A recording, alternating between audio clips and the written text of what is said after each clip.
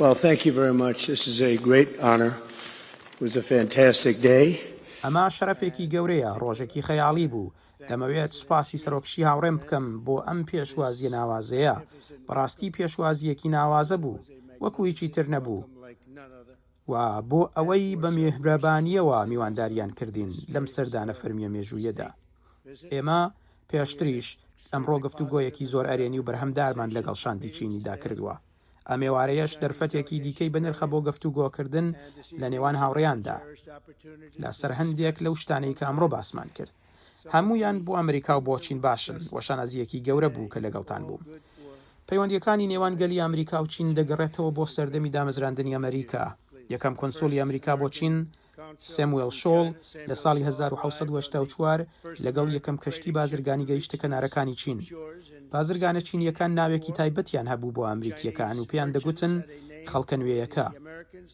دوای 2 سەدە و نیو ئەو یەکەم پەیوەندیە گەشەی کردووە و بووەتە یەکێک لە پەیوەندیە گرنگەکان لە مێژووی جیهاندا. هەر لە سەرەتاوە هاوڵاتیانمان هەستێکی قوڵی ڕێزگرتنی یەکتریان هەبووە. یەکێک لە دامەزرێنەرانی ئەمریکا بنیامین فرانکلین وتەکانی کۆنفوسیوسی لە ڕۆژنامەی کۆلۆنیال بڵاو کردەوە. ئەمڕۆژ پەیکەرسازیەک کە گزارش لەو بیرمەندە دێرینەی چینیە دەکات زۆر بە شانازیەوە لەسەر باڵەخانەی دادگای باڵای ئەمریکا هەڵکەندراوە. پێزانینەکان لە هەردوو لایەنەوەیە. چینیەکان سەرسامن بە سەرۆک جۆرج واشنگتن و تابلۆیەکی بەردینیان بۆ ڕێزلێنان لەی پێشکەش بە مۆنومنتی واشنگتن کردووە کە قسەی کاربەدەستێکی چینی لەسرە و ئەو ژەنەراڵە مەزنا بە قارەمانی ناو پیاوان وەسف کردووە. بە درێژایی سەدەکان ئەم ڕێزلێنانە هاوبەشە گۆڕان بۆ پەیوەندیەک کە ڕنگدانەوەی ئەو بەهرە گەورەیە بوو کە تواناکانی خەڵکی هەردووکمانی تیا دەردەکەوت. کرێکارانی چین هاوکار بوون بۆ دانانی بناغەی هێڵی ئاسنینێک کە کەنارەکانی ئەتلانتیکمانی بە پاسەفیکەوە گرێدەدا.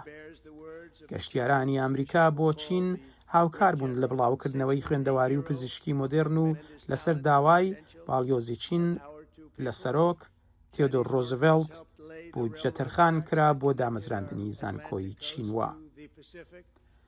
وەکو هاوپەیمان لە جەنگی جیهانی دووهەمدا سەرۆک فرانکلین ڕۆزڤێلت ئاماژەی بە خەڵکی چین وەکو خەڵکێکی بەجەرگ و ئازا کردووە لە کاتێکدا پێشوازیەکی زۆر لەو قسانە کرا و هەمویان پێیان خۆش بوو کە چی دەگوت. هەروەکوەوەی کە چۆن چینیەکان حەز بە یاری باسکە و پانتۆڵی کابۆی شین دەکەن بە هەمان شێوەش ژمارەی خواردنگە خێرانیەکانی چین لە ئەمریکا زیاترە لە 5 گەورەترین خواردنگەی ئەمریکایی پێکەوە. ئەم پەیوەندیە بازرگانی و ڕێزلێنانە دەگەڕێتەوە بۆ 250 ساڵ لەمەوبەر و بناغەیەکە بۆ ئایندەیەک کە لە بەرژەوەندی هەردوو وڵاتماندایە. زۆر شتی هاوبەش لە نێوان گەلی ئەمریکا و گەلی چیندا هەن. ئێمە کاری باش پرد دەنرخێنین. ئێمە نرخ بۆ دەستکەوت و هەندان دادنین. خێزانەکانی خۆمان خۆش دەوێت و وڵاتەکانمان خۆش دەوێت. پێکەوە دەرفەتی ئەوەمان هەیە ئەم بەهایانە بەکار بهێنین بۆ بنیاتنانی داهاتوویەک کە خۆشگوزەرانی زیاتر و هاوکاری زیاتر و خۆشحاڵی و ئاشتی بۆ منداڵەکانمانی تێدا بێت. دیسانەوە سوپاس سەرۆکشی بۆ ئەم پێشوازیە جوانە. شانازیەکی گەورەیە بۆ من کە بانگێشتنامەیە کاراستەی تۆ و خاتوون پێنگ دەکەم بۆ سەردانمان لە کۆشکی سپی لە 24 مانگی نۆ. ئێمە بەو پەڕی خۆشحاڵیەوە چاوەڕێ دەکەین.